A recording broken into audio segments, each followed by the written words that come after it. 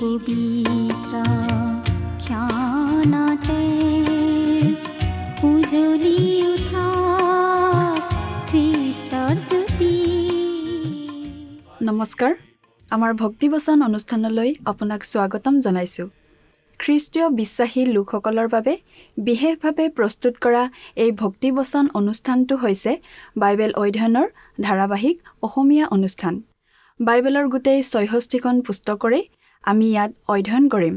মাজে মাজে পুৰণি নিয়ম আৰু মাজে মাজে নতুন নিয়মৰ পৰা একোখন পুস্তক আমি ল'ম আৰু পুস্তকখনৰ প্ৰতিটো পদ পঢ়ি তাৰ ওপৰত সহজ সৰলভাৱে আমি ব্যাখ্যা আগবঢ়াবলৈ চেষ্টা কৰিম। এই অনুষ্ঠানটো নিয়মিতভাৱে শুনি থাকিলে আমাৰ শ্ৰোতা দৰ্শকসকলে গোটেইখন বাইবেল চোৱাৰ আৰু বুজি পোৱাৰ এটা সুযোগ পাব। প্ৰতিজন খ্ৰীষ্টীয় বিশ্বাসীৰ বাবে এইটো এটা উপযোগী অনুষ্ঠান হ'ব বুলি আমি আশা ৰাখিছোঁ। প্ৰিয় শ্ৰোতা দৰ্শক, এতিয়া আমি বাইবেলৰ নতুন নিয়ম খণ্ডৰ মাৰ্কে লিখা শুভবাৰ্তা নামৰ পুস্তকখনৰ অধ্যয়ন চলাই আছোঁ। যোৱা অনুষ্ঠানত আমি মাৰ্কে লিখা শুভবাৰ্তা পুস্তকখনৰ ৪ৰ্থ নম্বৰ অধ্যায়ৰ শেষৰটো পদলৈকে চাইছিলোঁ। আজিৰ অনুষ্ঠানত আমি মাৰ্কে লিখা শুভবাৰ্তাৰ ৫ নম্বৰ অধ্যায়ৰ পৰা চাবলৈ ওলাইছোঁ। ৪ নম্বৰ অধ্যায়ত আমি প্ৰভু যীশুৱে দিয়া কেইবাটাও দৃষ্টান্তৰ কথা পঢ়িবলৈ পালোঁ। কঠীয়া সিঁচোতাৰ দৃষ্টান্ত, চাকি আৰু গছাৰ দৃষ্টান্ত, শস্য গজি বঢ়াৰ দৃষ্টান্ত আৰু সৰিয়হ গুটিৰ দৃষ্টান্ত। কঠীয়া সিঁচোতাৰ দৃষ্টান্তটোৰ অৰ্থও তেওঁ ভাঙি দিয়া আমি পঢ়িবলৈ পালোঁ। অধ্যায়টোৰ শেষত আমি এটা অলৌকিক ঘটনাৰ বিষয়ে পঢ়িবলৈ পালোঁ। প্ৰভু যীশুৱে ধুমুহা বতাহক শান্ত কৰা। সাগৰৰ প্ৰচণ্ড ধুমুহা বতাহে তেওঁলোকলৈ মৃত্যুৰ আশংকা আনিছিল। ৰক্ষা পোৱাৰ আন উপায় নেদেখি শিষ্যসকল প্ৰভু যীশুৰ ওচৰ চাপিছিল। প্ৰভু যীশুৱে বতাহক দবিয়ালে, সাগৰকো শান্ত হ'বলৈ ক'লে আৰু লগে লগে সকলো শান্ত হ'ল। এঘণ্টামান পাছত লাহে লাহে সকলো শান্ত হোৱা হ'লে সেইটো এটা স্বাভাৱিক ঘটনা বুলি ভবাৰ থল থাকিলেহেঁতেন। কিন্তু যীশুৱে কোৱাৰ লগে লগে সকলো শান্ত হোৱাটোৱেই সেইটো এটা প্ৰাকৃতিক ঘটনা নহয় বুলি আৰু সেইটো যীশুখ্ৰীষ্টই সম্পন্ন কৰা অলৌকিক কাৰ্য বুলি প্ৰমাণ কৰিলে। সাগৰ, ধুমুহা আদিয়েও যীশুৰ কথা মানি চলে। সকলো প্ৰাকৃতিক শক্তিৰ ওপৰতো তেওঁ অধিকাৰ আৰু কৰ্তৃত্ব আছে বুলি প্ৰমাণিত হ'ল। গেৰাচনীয়বিলাকৰ দেশত এজন ভূতে পোৱা লোকক সুস্থ কৰা, ১২ বছৰ ৰক্তস্ৰাৱৰ ৰোগত ভুগি থকা আৰু আন কোনো প্ৰকাৰে সুস্থ হ'ব নোৱাৰি প্ৰভু যীশুৰ ওচৰলৈ আহি সুস্থ হোৱা তিৰোতা এগৰাকীৰ কথা আৰু জাইৰ নামৰ এজন অধিকাৰীৰ মৃত জীয়েকক পুনৰ জীৱন দিয়া এই অলৌকিক ঘটনাবোৰৰ কথা পঢ়িবলৈ পাওঁ। এই সকলোবোৰ কথা চাবলৈ আহকচোন এতিয়া আমি মূল আলোচনাটিৰ মাজলৈ সোমাই যাওঁ। আমাৰ পৰম পবিত্ৰ প্ৰভু যীশুখ্ৰীষ্টৰ নামত নমস্কাৰ প্ৰিয় শ্ৰোতা। এই ৫ নম্বৰ অধ্যায়টো এই পুস্তকখনৰ অতি গুৰুত্বপূৰ্ণ অধ্যায়। অৱশ্যে আমি যেতিয়া কোনো এটা অধ্যায় অধ্যয়ন কৰিবলৈ লওঁ, আমি সেই অধ্যায়টো গুৰুত্বপূৰ্ণ বুলিয়েই কওঁ। কিন্তু এই অধ্যায়টো এটা বিশেষ কাৰণত গুৰুত্বপূৰ্ণ বুলি ক'ব পাৰি, কাৰণ মাৰ্কে লিখা শুভবাৰ্তাখন হৈছে কাৰ্যৰ শুভবাৰ্তা।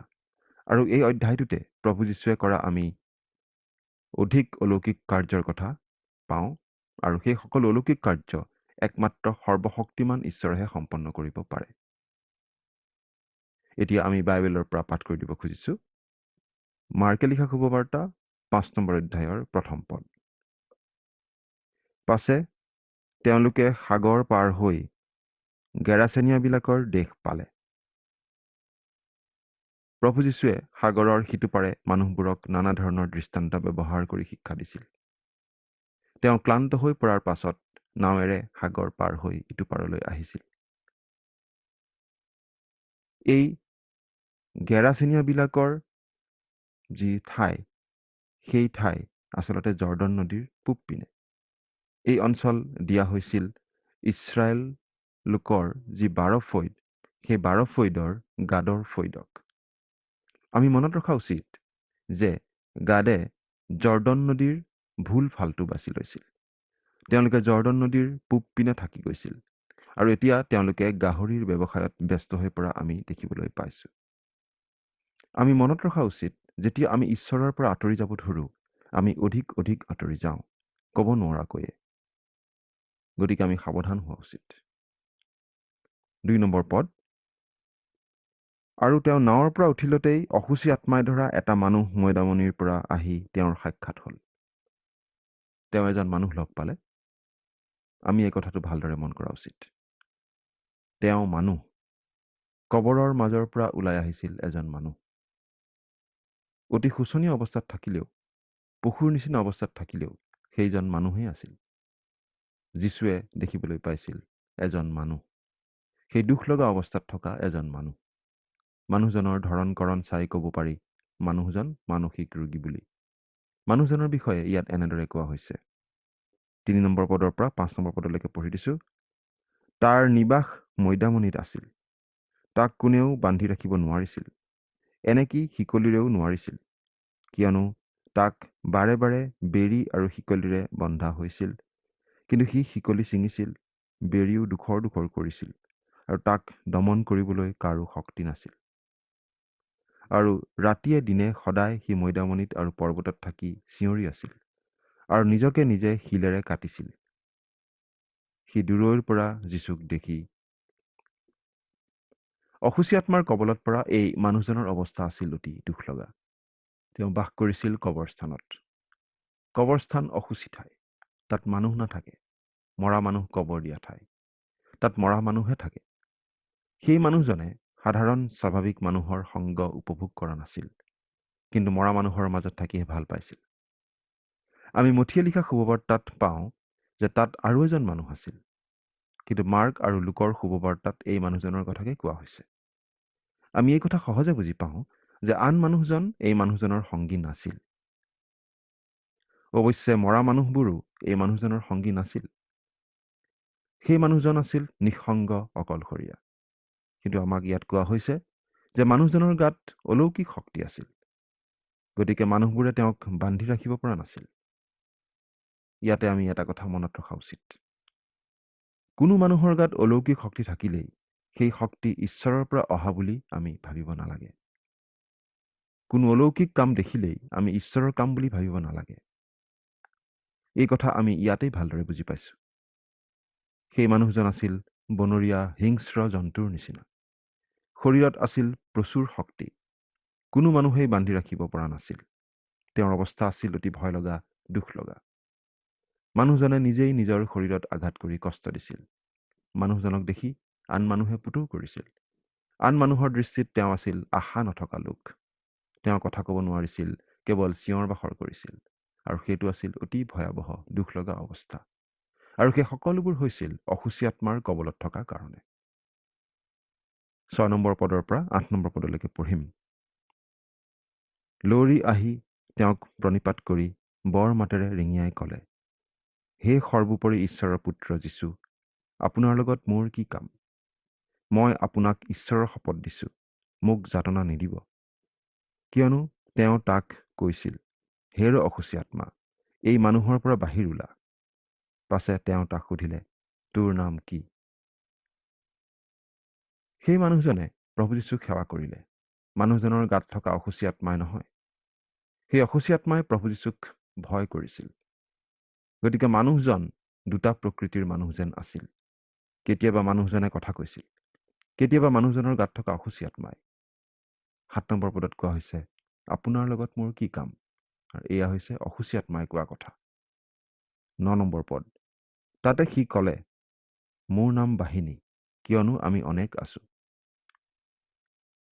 সেই মানুহজনৰ উত্তৰ শুনি আমাৰ আচৰিত লাগিব পাৰে, কিন্তু আচলতে প্ৰথমতে মানুহজনে ক'বলৈ আৰম্ভ কৰিছে, কিন্তু লগে লগে অসুচী আত্মাই ক'ব ধৰিলে, মোৰ নাম বাহিনী, কিয়নো আমি অনেক আছো। 10 নম্বৰ পদৰ পৰা 13 নম্বৰ পদলৈকে পঢ়িম। পাছে তেওঁ যেন দেশৰ পৰা সিহঁতক নেখেদে, এই নিমিত্তে সি তেওঁৰ আগত অনেক বিনয় কৰিলে। সেই সময়ত তাৰ ওচৰৰ পৰ্বতত বৰ এজাক গাহৰি চৰি আছিল। তাতে সিহঁতে তেওঁক বিনয় কৰি ক'লে, আমি সেই গাহৰিবোৰত সোমাবলৈ আমাক সিহঁতৰ তালৈকে পঠাই দিয়ক। তাতে তেওঁ অনুমতি দিলত সেই অসুচী আত্মাবোৰ বাহিৰ ওলাই গাহৰিবোৰত সোমালগৈ। তাতে 2000 মান গাহৰিৰ সেই জাক বৰকৈ লৰি গৈ গৰাৰ পৰা সাগৰত পৰি পানীত ডুবি মৰিল। সেই অসুচী আত্মাবিলাকে এটা আচৰিত ধৰণৰ অনুৰোধ কৰিলে। সিহঁতে অগাধ ঠাইলৈ যাবলৈ ইচ্ছা নকৰি সেই গাহৰিবোৰৰ গালৈকে যাব খুজিলে। যীশুৱে সেই অনুমতি দিলে। সেই অসুচী আত্মাবোৰক গাহৰিৰ গালৈ যাবলৈ যীশুৱে অনুমতি দিয়াৰ কাৰণে বহুতো লোকে যীশুক সমালোচনা কৰে। তেওঁবিলাকক ক'ব খোজে, নম্ৰ মৃদু স্বভাৱী যীশুৱে এনেকুৱা কাম জানো কৰিব? কিন্তু এই কথাখিনি আমি ভালদৰে চিন্তা কৰি চাব লাগে। মোচীৰ যোগেদি ঈশ্বৰে ইছৰাইলীয়া লোকসকলক যি বিধান দিছিল, সেই বিধান অনুসাৰে গাহৰি আছিল অসুচী জন্তু। গতিকে তেওঁলোকে গাহৰি পোহাটো ভুল কাম হৈছিল। প্ৰয়োজনত ঈশ্বৰে জীৱ জন্তু ধ্বংস কৰিব পাৰে।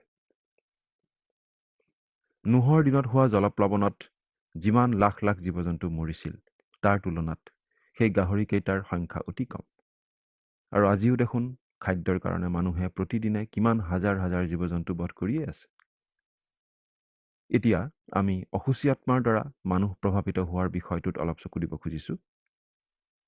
প্ৰথমতে, শাস্ত্ৰত আমি অতি স্পষ্ট ভাষাত পাওঁ যে অসুচী আত্মা কোনো কাল্পনিক কথা নহয়।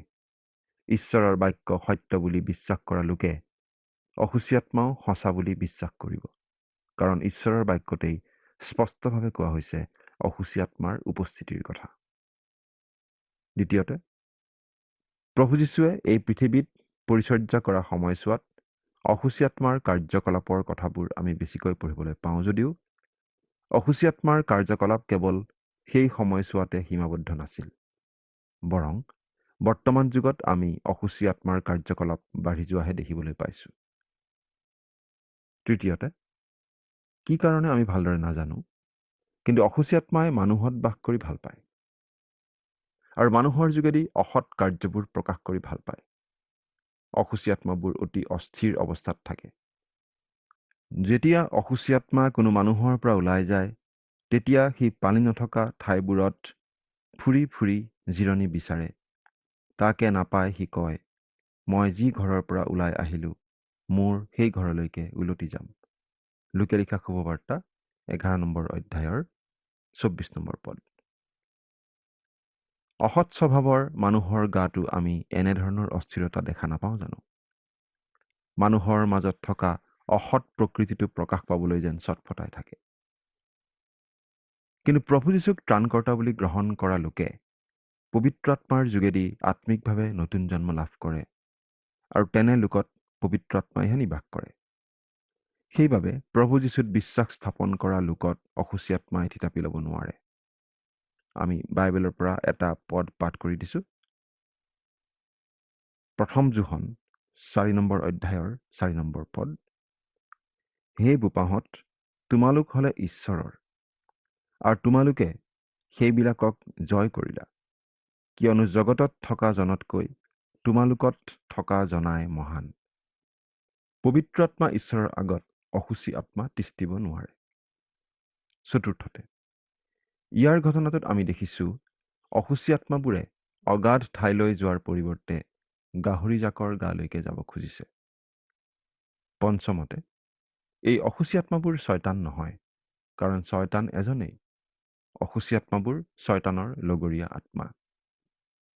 ষষ্ঠতে, অসুচী আত্মাবোৰ ক'ৰ পৰা উৎপন্ন হ'ল সেই বিষয়ে আমাক শাস্ত্ৰত স্পষ্টভাৱে জনাই দিয়া হোৱা নাই। সপ্তমতে, অসুচী আত্মা বহুত আছিল বুলি আমি বুজি পাওঁ। অষ্টমতে, অসুচী আত্মাবোৰ শয়তানৰ নিয়ন্ত্ৰণত থাকে, গতিকে আমি অনুমান কৰিব পাৰোঁ যে শয়তানৰ পতন হওঁতে লগতে এই অসুচী আত্মাবোৰৰো পতন হৈছিল। সেইবোৰ শয়তানৰ লগৰীয়া আত্মা।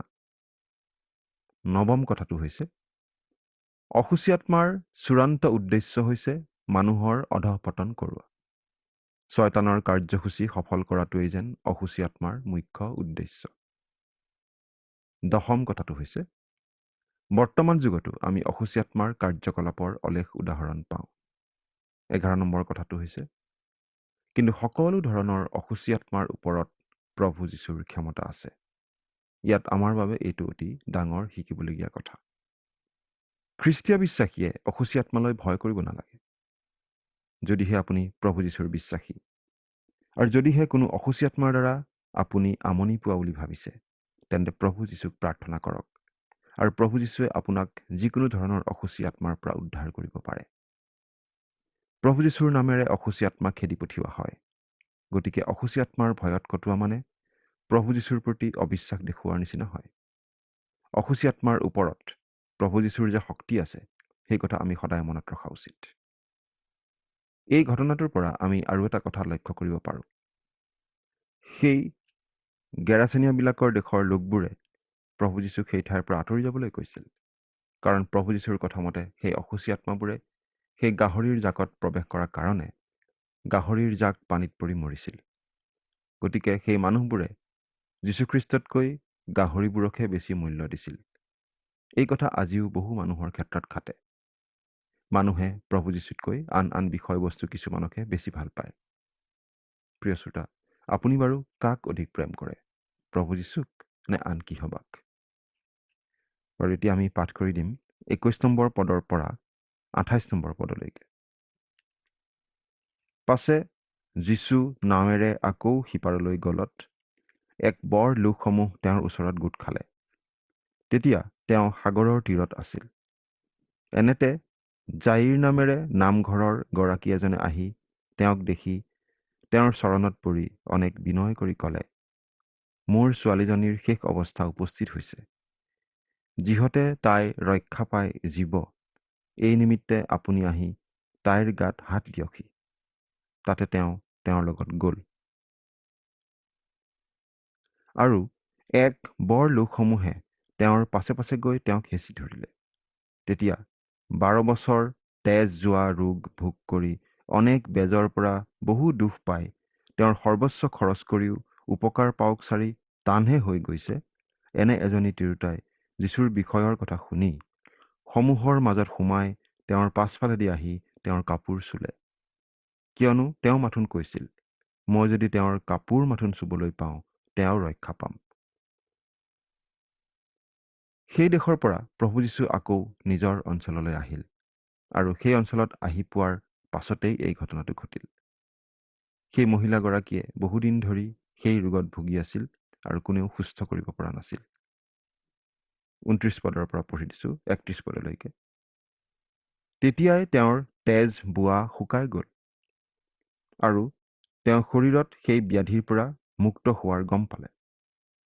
তেতিয়াই যীশুৱে অন্তৰত নিজৰ পৰা শক্তি ওলোৱাৰ গম পাই লোকসমূহৰ মাজত মুখ ঘূৰাই সুধিলে, মোৰ কাপোৰ কোনে চুলে? তাতে তেওঁৰ শিষ্যবিলাকে তেওঁক ক'লে, লোকসমূহে আপোনাক হেঁচি ধৰা দেখিও মোক কোনে চুলে বুলি কয়নে? সেই মহিলাগৰাকীয়ে যীশুৰ কাপোৰৰ দহি চোৱাটো যীশুৱে গম পালে। কিন্তু শিষ্যসকলে আচৰিত হৈ সুধিলে, আপোনাক ইমানবোৰ মানুহে হেঁচি ধৰি আছে, গতিকে কোনে চুলে বুলি আকৌ কিয় সুধিছে? ইয়াতে আমি এই কথা মন কৰা উচিত। যীশুক বহুতো লোকে আগুৰি ধৰি আছিল, কিন্তু মাত্ৰ এগৰাকী মহিলাইহে সুস্থতা বিচাৰি বিশ্বাসেৰে যীশুৰ কাপোৰ স্পৰ্শ কৰিছিল। এই কথা আজিও ঘটি আছে। বহুতো লোকে আজি যীশুৰ কথা কয়, আলোচনা কৰে। বহুতো লোকে যীশুৰ বিষয়ে জানে, কিন্তু বেছিভাগ মানুহেই যীশুক কেৱল আগুৰিহে আছে। কিন্তু সেই মহিলাগৰাকীয়ে স্পৰ্শ কৰাৰ নিচিনাকৈ স্পৰ্শ কৰা নাই। প্ৰিয় শ্ৰোতা, আপুনি বাৰু আত্মিক জীৱনৰ সুস্থতা বিচাৰি বিশ্বাসেৰে প্ৰভু যীশুক স্পৰ্শ কৰিছেনে? 32 পদৰ পৰা 34 পদলৈকে পঢ়িম। কিন্তু সেই কৰ্ম কৰাজনীক দেখিবলৈ তেওঁ চাৰিওফালে চালে। তেতিয়া সেই তিৰোতাই নিজলৈ যি ঘটিল তাক জানি ভয় পাই কঁপি কঁপি আহি তেওঁৰ আগত পৰি সকলো সত্য কথা ক'লে। তাতে তেওঁ তেওঁক ক'লে, আইতি, তোমাৰ বিশ্বাসেই তোমাক ৰক্ষা কৰিলে। কুশলে যোৱা, তোমাৰ সেই ব্যাধিৰ পৰা সুস্থ হোৱা। সেই মহিলাগৰাকী 12 বছৰ ধৰি সেই বেমাৰত ভুগি আছিল। আনহাতে সেই বেমাৰত পৰি থকা ছোৱালীজনীৰ বয়সো 12 বছৰ আছিল। ইয়াত 12 বছৰৰ যন্ত্ৰণাৰ সামৰণি পৰিছে আৰু আনফালে 12 বছৰীয়া পোহৰ যেন মৃত্যুৰ অন্ধকাৰত নিমজ্জিত হ'ব ধৰিছে। সেই ছোৱালীজনীৰ বাপেক নিশ্চয় অধৈৰ্য হৈ পৰিছিল। যীশু সোনকালে আগ নাবাঢ়ে কিয়, তেওঁ কিজানি তেনেদৰে ভাবিছিল। এতিয়া 35 পৰা 40 নম্বৰ পদলৈকে পঢ়িম। তেওঁ এই কথা কওঁতেই নামঘৰৰ গৰাকীৰ তোৰ পৰা মানুহবিলাকে আহি ক'লে, তোমাৰ ছোৱালী মৰিল, গুৰুক আৰু কিয় দুখ দিয়া? সেই কোৱা বাক্য যীশুৰ কাণত পৰিলত তেওঁ নামঘৰৰ গৰাকীক ক'লে, ভয় নকৰিবা, বিশ্বাস মাথোন কৰা। পাছে পিতৰ, জাকুব আৰু জাকুবৰ ভায়েক জোহন এইবিলাকৰ বাহিৰে আন কাকো তেওঁৰ লগত যাব নিদিলে। তেওঁলোক নামঘৰৰ গৰাকীৰ ঘৰলৈ আহিলত কন্দা-কটা অৰ্থাৎ ক্ৰন্দন আৰু বৰ বিলাপ কৰাবোৰক তেওঁ দেখিলে। পাছে তেওঁ ভিতৰলৈ সোমাই তেওঁলোকক ক'লে, তোমালোকে কিয় কন্দা-কটা আৰু ক্ৰন্দন কৰিছা? ছোৱালীটি মৰা নাই, টোপনিতে আছে। তাতে তেওঁলোকে তেওঁক হাঁহিলে। কিন্তু তেওঁ সকলোকে বাহিৰ কৰি ছোৱালীটিৰ মাক বাপেক আৰু তেওঁৰ সংগীবিলাকক লগত লৈ যি ঠাইত ছোৱালীটি আছিল সেই ঠাইত সোমালগৈ। যীশুৱে অবিশ্বাসীসকলক কোঠাৰ পৰা বাহিৰ কৰি দিলে আৰু নিজে ছোৱালীজনীৰ কাষ পালেগৈ। 41 নম্বৰ পদ। পাছে তেওঁ ছোৱালীটিৰ হাতত ধৰি তাইক ক'লে, তালিথা কুমি, অৰ্থাৎ আইটি, মই তোমাক কওঁ, উঠা। 12 বছৰ বয়সত ইছৰাইলীয়া সন্তানে প্ৰাপ্তবয়স্কৰ মৰ্যাদা পাইছিল। সেই 12 বছৰীয়া সন্তানটিক জীয়াই প্ৰভু যীশুৱে কৈছিল, আইটি, উঠা। এদিন বিশ্বাসীসকলক প্ৰভু যীশুৱে এনেকৈ মাতিব। কবৰত থকা প্ৰতিজন বিশ্বাসীকেই প্ৰভু যীশুৱে উঠাব আৰু নতুন গৌৰৱময় শৰীৰ দিব। সেই গৌৰৱময় শৰীৰেৰে বিশ্বাসীসকল অনন্ত কাললৈ প্ৰভু যীশুৰ সৈতে বাস কৰিবলৈ পাব। 42 আৰু 43 নম্বৰ পদ দুটা পঢ়ি দিছো। তেতিয়াই সেই ছোৱালীটিয়ে উঠি খোজ কাঢ়িলে, কিয়নো তাইৰ বয়স 12 বছৰ হৈছিল। তাতে তেওঁলোকে অতিশয় বিস্ময় মানিলে। পাছে ইয়াক যেন কোনেও নাজানে, তেওঁ তেওঁলোকক এনে দৃঢ় আজ্ঞা দিলে আৰু তাইক খাবলৈ দিব ক'লে। ছোৱালীজনীক প্ৰথমতেই যীশুৱে কিবা খাবলৈ দিবলৈ ক'লে। প্ৰভু যীশুৱে আমাৰ আত্মিক প্ৰয়োজন পূৰণ কৰাৰ লগতে আমাৰ শাৰীৰিক প্ৰয়োজনসমূহৰ কথালৈও চকু দিয়ে। এই কথাই আমাৰ মনত বিশেষ আশ্বাসৰ ভাৱ নজগায়নে বাৰু? প্ৰিয় শ্ৰোতা, আপুনি বাৰু সকলো বিষয়তে প্ৰভু যীশুক ভৰসা কৰি চলিবলৈ শিকিছেনে? চিন্তা কৰি চাওকচোন। ঈশ্বৰে আপোনাক আশীৰ্বাদ কৰক। 12 বছৰ ৰক্তস্ৰাৱৰ ৰোগত ভুগি থকা তিৰোতাগৰাকীৰ ৰোগটো কেৱল শাৰীৰিকেই নাছিল। তেওঁৰ সেই ৰোগে তেওঁক সকলোৰে বাবে অস্পৃশ্য কৰি ৰাখিছিল বাবে তেওঁ সামাজিক আৰু মানসিকভাৱেও ভুগিব লগা হৈছিল। তেওঁ যীশুৰ বিষয়ে শুনিছিল। যীশুৰ বিষয়ে শুনিয়েই তেওঁ ক্ষান্ত থকা নাছিল। সমাজৰ ভয়, মানুহৰ ভয়, লাজ আদি আওকাণ কৰি অতি সাহসেৰে তেওঁ ভিৰৰ মাজত প্ৰৱেশ কৰি মনে মনে যীশুৰ কাপোৰ মাথোন স্পৰ্শ কৰিছিল। তাকে কৰিলে তেওঁ সুস্থ হ'ব বুলি বিশ্বাস কৰিছিল আৰু সেই বিশ্বাসৰ বাবেই তেওঁ সুস্থও হৈছিল। ইমান মানুহৰ ভিৰৰ মাজত সেই স্পৰ্শ আছিল সকলোতকৈ বেলেগ। সেয়েহে যীশুৱে উভতি চাই তিৰোতাগৰাকীৰ বিশ্বাস প্ৰকাশ কৰি দিছিল। লগতে তিৰোতাগৰাকীক সামাজিকভাৱে পুনৰ সংস্থাপন কৰাৰ নিচিনাও হৈছিল। আজিও তেওঁ আমাৰ পৰা তেনেকুৱা বিশ্বাসৰ স্পৰ্শই বিচাৰে। পৰৱৰ্তী অনুষ্ঠানত পুনৰ লগ পোৱাৰ আশাৰে আজিলৈ ইমানতে সামৰিব খুজিছোঁ। আহকচোন সামৰণিত পৰম পিতা প্ৰভু যীশু খ্ৰীষ্টৰ চৰণত খন্তেক সময় মূৰ দুৱাওঁ। স্বৰ্গত থকা অতি মৰমীয়াল দয়ালু পিতৃ ঈশ্বৰ, প্ৰভু তোমাক ধন্যবাদ জনাওঁ। আজিও তোমাৰ বাক্য বাইবেল শাস্ত্ৰ অধ্যয়নৰ যোগেদি পুনৰবাৰ তুমি আমাৰ মাজত আৰু এবাৰ প্ৰকাশ পোৱাৰ বাবে পিতা, এই ভক্তিবচন অনুষ্ঠানটো ধৈৰ্য আৰু অতি আগ্ৰহেৰে চাই থকা প্ৰতিজন সন্তানক তুমি আশীৰ্বাদ কৰিবা আৰু তেওঁলোকৰ প্ৰতিটো অভাৱ, প্ৰতিটো সমস্যাবোৰ দূৰ কৰিবা আৰু তেওঁলোকৰ জীৱন সুন্দৰ কৰি তুলিবা। এই সকলো নিবেদন মহান ত্ৰাণকৰ্তা প্ৰভু যীশু খ্ৰীষ্টৰ নামত অৰ্পণ কৰিলোঁ। আমেন।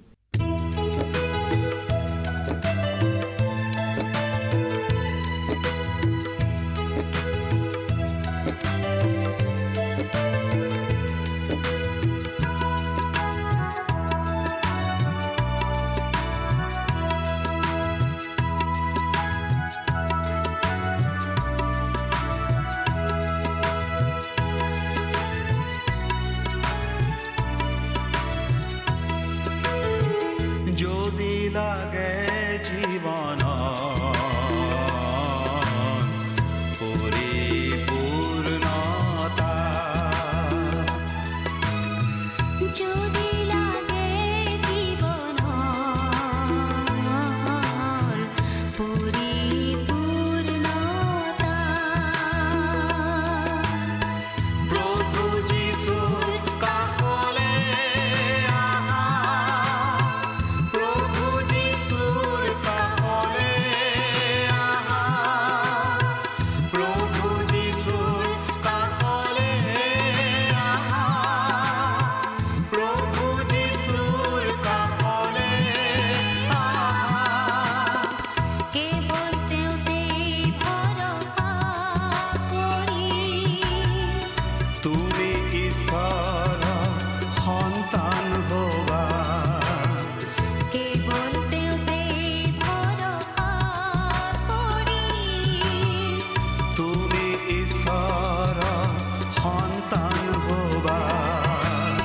যদি লাগে জীৱন পৰিপূৰ্ণতা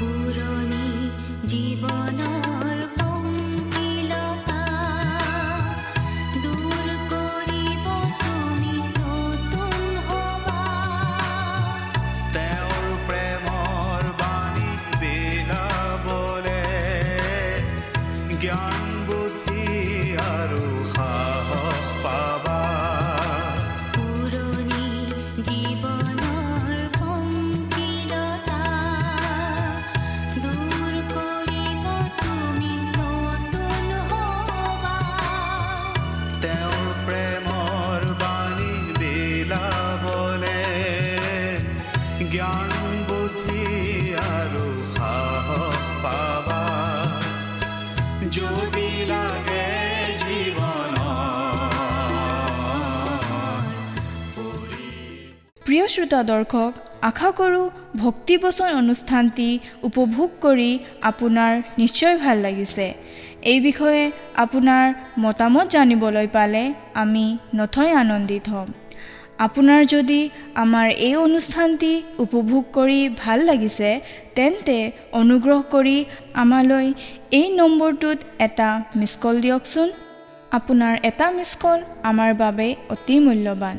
আমি অতি আনন্দৰে জনাওঁ যে প্ৰতিটো মিছ কল দিয়া সকলৰ মাজৰ পৰা সপ্তাহৰ শেষত এজন বিশেষ দৰ্শক বাছি লোৱা হ'ব আৰু সেই দৰ্শক বন্ধুজনক পুৰস্কৃতও কৰা হ'ব আৰু সপ্তাহৰ শেষত তেওঁৰ ফটো আৰু নাম আমাৰ অনুষ্ঠানত প্ৰকাশ কৰা হ'ব। মিছ কল দিয়া নম্বৰটো হৈছে 0444908125।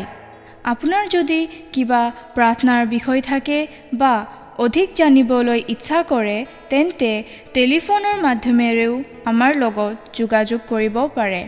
আমাৰ টেলিফোন নম্বৰটো হৈছে 7429840242। আপুনি ইমেইলৰ দ্বাৰাও আমাৰ লগত যোগাযোগ কৰিব পাৰে। আমাৰ ইমেইল এড্ৰেছটো হৈছে assamese@radio882.com। আপুনি আমালৈ পত্ৰও লিখিব পাৰে। তাৰ বাবে আমাৰ পোষ্টেল এড্ৰেছটো টিভি পৰ্দাত অনুগ্ৰহ কৰি চাই লওকচোন। পুনৰ লগ পোৱাৰ প্ৰতিশ্ৰুতিৰে আজিলৈ ইমানতে সামৰিছোঁ। ঈশ্বৰে আপোনাক আশীৰ্বাদ কৰক। ধন্যবাদ।